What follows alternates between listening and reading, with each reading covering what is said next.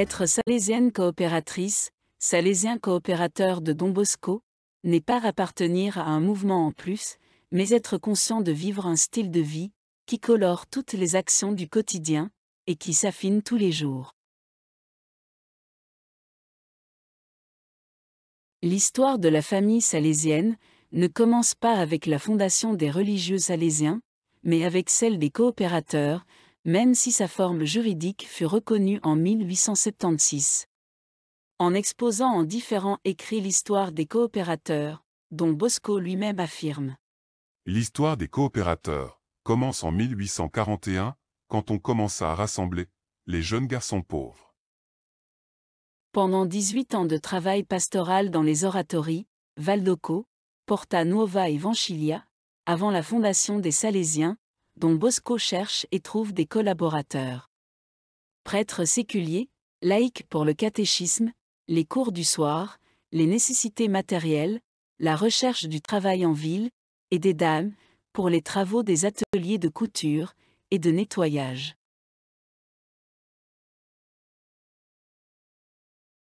L'œuvre des coopérateurs se répandra dans tous les pays, la main de Dieu la soutient.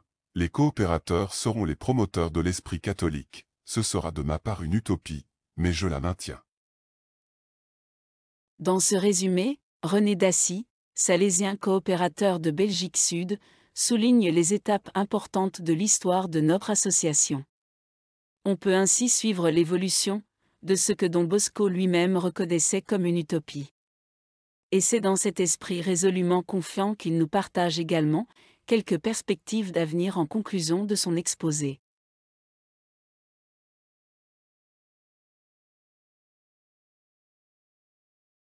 La vocation salésienne est salésienne avant d'être religieuse.